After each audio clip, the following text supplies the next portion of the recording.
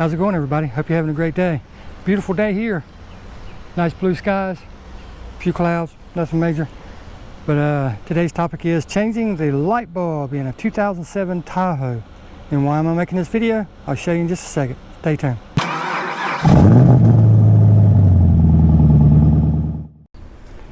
The reason I'm making this video is, well, number one, there's all kind of videos on YouTube on how to do the driver's side, and it's a little bit of a pain in the butt. Nothing hard. I mean, you have to take this loose, a few bolts up here, you know, nothing major, and then lean all this out, get to it that way. But nobody has done the passenger side. Why do I want to do the passenger side one? Let me show you. Open the car up, turn the headlights on, and here's the reason. Driver's side working, passenger side not working. So I have to change that out. So let's get to it. So after looking it over, it's not going to be that bad. I'm going to have to remove the airbox, which that's no problem. Looks like 4 screws. Get that out, check the filter while I'm in there. And then I got to take the box out itself. And there's a little flapper. Let me get a flashlight so you can see. There's a little plastic flapper right there, and you can see the bulb back behind it. So let's get to it. Trying to get you to where you can see. Okay, I'll change the camera angle here in a minute. But the first thing you're going to want to do, get this flashlight out of my pocket, screwdriver out of my pocket. First thing you're going to want to do is unhook the tube, the clamp holding the tube to the box. And that is normally held on by a, lack of better terms, hose clamp.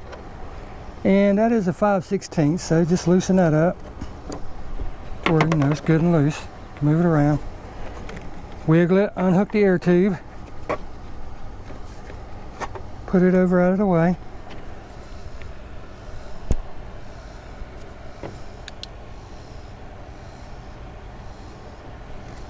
Ooh, that bottom one's gonna be a pain in the ass.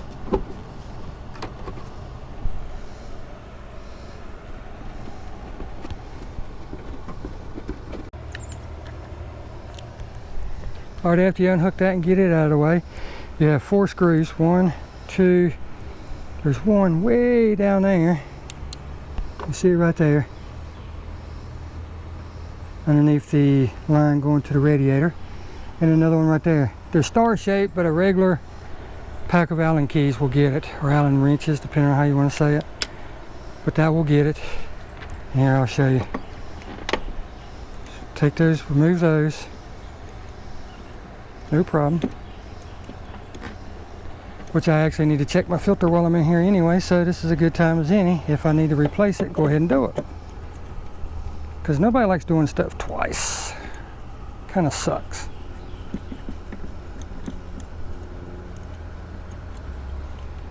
I'm not gonna lie, that one down there is gonna be a pain in the butt.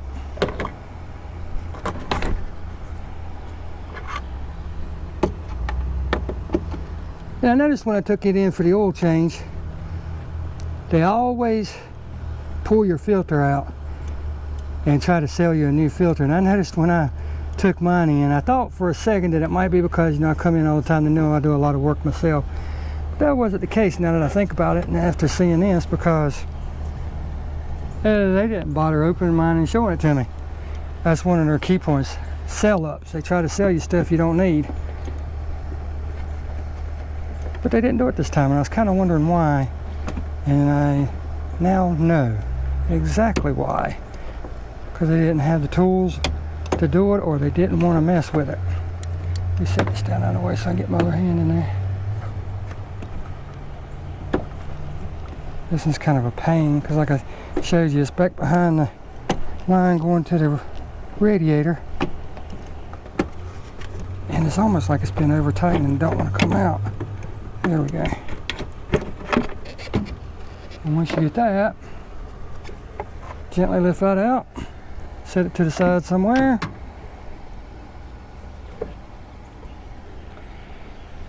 Yep, it's time to change that filter. Definitely. So I will get another one.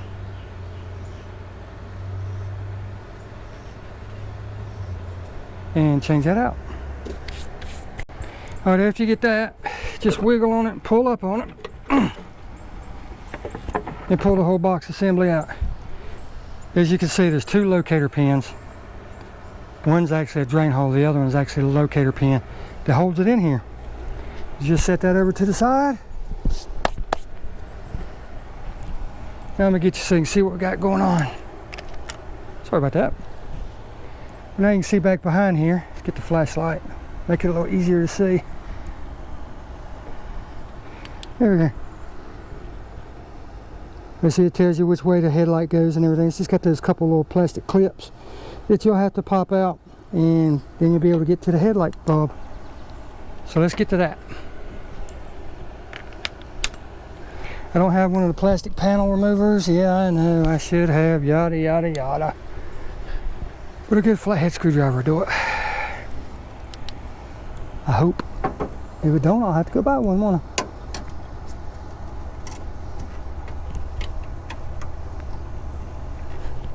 Oh yeah. Now this really is a plastic. It's kind of a, I don't know, some kind of freaking weird material. Almost like cardboard. But it's not really cardboard. But you have to be real gentle with it or you tear it. Oh man, that was fun. After a couple seconds of figuring out how I wanted to get this out without having this pin removal. You know, I gotta say, I am very disappointed with all car manufacturers using these cheap ass pins. I mean, it's so much simple. If you're gonna make, this is a wearable item. I mean, it's gonna go out after time. There's no debate about it. So why would you put something in this cheap, this aggravating to deal with, rather than just to save money on the front end so you can make more on the back end? But anyhow, after you take that out, get you back over here. That's just one of them, and it will take some doing unless you have the little remover. I got to take this one out also, right there. So let me get that out. We'll be right back. Alrighty, we've got that out. Excuse me while I do this. Here you go. Like I said, there's just this little, almost like cardboard like material flapper right here, and there's the bulbs without taking the headlight assembly out like most people do. I'm gonna try to do this one-handed. I don't know if I can or not. Let me get the flashlight down here. I doubt it'll help on the lighting, but let's see if I can get this out one-handed. I wish that flashlight would stay just like that. But the headlight bulb is actually right here, so all you got to do is give it a twist. Uh-oh. Not a good sign. I may have to pull out the headlight after all. Hold on. Alright, I figured it out. Here we go. Turn the camera around the right way. What you want to do is you want to break it loose, turn it to where it needs to be, pull it out just a hair, swap hands, and then you're going to rotate it back the other way, and then the whole bulb will come out. Like I said, that is the one that is not working. So now all we got to do is get that bulb out of there and put in a new one. Alright, I wanted to do this and be able to show you exactly what I'm doing, but I'm going to have to show you this part off camera. I mean on camera. I have to get it started and then come back. But if you look at the headlight bulb, you can see the two pins. I'm trying to see what I'm doing right there, and there's one on the other side. You have to undo those and the light bulb will slide right out of the connector. And I will show you that here in just a second. Let me get it pre-started and then we'll be right back. Okay, like I was saying, you undo this pin, you undo that pin, they just pop out, and then you just catch the edges of it. Then you just gently wiggle it back and forth until the bulb comes out, like so. And there's the little things that those two flat pieces catch on. But that's all it is. And then the bulb that it takes to replace it is the H11. I got the Sylvania ones. I started to upgrade to the super bright white ones, but I didn't, and here's the reason. This is the car that my wife drives the most, and she never drives it in the dark. It's always daylight when she's driving. When I do drive, normally it's in the dark early in the mornings, but then it's daylight in the evening, so we don't need any of those super bright things. I'm not trying to upgrade the Tahoe, you know, lighting wise or anything like that right now. And I don't know, I got a couple things going on. I'm trying to save a few pennies here and a few pennies there to make up for the next mod that I'm going to be doing. So I just figured I'd go back with the OEM type light bulb. So like I said, I bought the basic Sylvania H11, and that's what's going back. So the procedure is reverse of what you just did. Remember, do not touch the bulb with your fingers. The oils in it will cause it to go bad prematurely, because the glass and the oil in your fingers do not cooperate well. Man, it is so humid out here. But anyhow, let's get that back in, and I'll hook it up and show you here, and that'll be that. All right, first thing you want to do, of course, is open the packaging, get the bulb out. Start at the top, but by no means finish it at the top. The reason I say that, because if it would go to pop out, what are you going to do? You're going to grab that bulb. So start at the top, finish it at the bottom. Once you get a hole started, just use your finger to stay in that hole so that it exposes the bottom. Open it all the way, flip it out like so, and there's your new bulb. Okay, I'm trying to do this where you can see, but I don't think you're going to be able to. All you got to do is just grab the wires, the little plug in,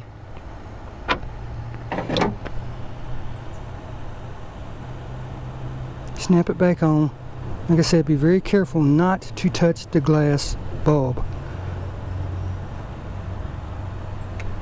Push it in until it starts, and then put the bulb back in just like it was when you took it out. You start it past it at the over. Well, first let's check it, make sure it's going to work. So hold on. As you can see, we have success. So now let's button it back up. All right, like I said, it's just the opposite of what you did to take it out. You put it in past the. You put it in the past over rotated position. Make sure you got it in there. Then you're gonna turn it to where the tabs go in the hole, and then you snap it in and twist it back tight. That's all there is to it. All right, here's another tip for you, and I wanted to show you this just in case, because I had a little bit of issue doing it. You know, with new bulbs, new pieces of body parts, anything you go to put on, normally they're tighter than the ones you took off. It's just the way it is. So I got mine in with no problems, but I wanted to show you an alternative way. That alternative way is just like standard. You put it in, you rotate it that position, put it in the slots, lock it in place. But doing it this way, you leave the wiring harness off. That way you're not fighting that also. Then all you have to do is just take the wiring harness, snap it in, and you're done. It is literally that simple. And then we'll double check and make sure it works. So let's go around here and turn the headlights on. Whew, boy, it's humid today. We had like gobs of rain last night. We had flash flooding everywhere, so that's why it's so humid today, because it's up over 90 degrees with all that water. Yeah, driver side, passenger side, we have success. Now all we got to do is put the car back together, and I'll be right back with you to wrap up the video. But all you have to do is the opposite of what you did, taking it apart, and I'm gonna put in a new filter while I've got it open. So I'll be right back. You know, there's days like this when you're just like, duh, why did I even get up? Halfway to the shop, I mean the store, which is literally city block, maybe 2 away from the house, it hit me. I have a K&N filter in that. What does that mean? I don't have to buy a new filter. All I have to do is rinse it out. Nice and clean, huh? Rinse it out, shake most of the water out of it, and then recharge it with the oil. That's why we pay $50 for one that'll last forever, or near forever, you know what they say, forever. But that's why we pay $50 compared to 17 to 25 bucks, because we can reuse these and get a long life out of them. But I'm gonna get it recharged, the oil recharged back on it, and then I'll be right back. While I'm at it, I figured I'd go ahead and show you how to do this. you don't want to just sit here and completely saturate your filter with the oil, because what's going to happen is it won't be able to soak all of it in, and then it's going to go straight into your MAF airflow sensor and stuff. So all you want to do is just lightly put it on, and it will actually spread itself. As you can see in that, it will actually soak in and spread itself. So you just hit the dry areas, give it a few seconds to soak in, and you're done.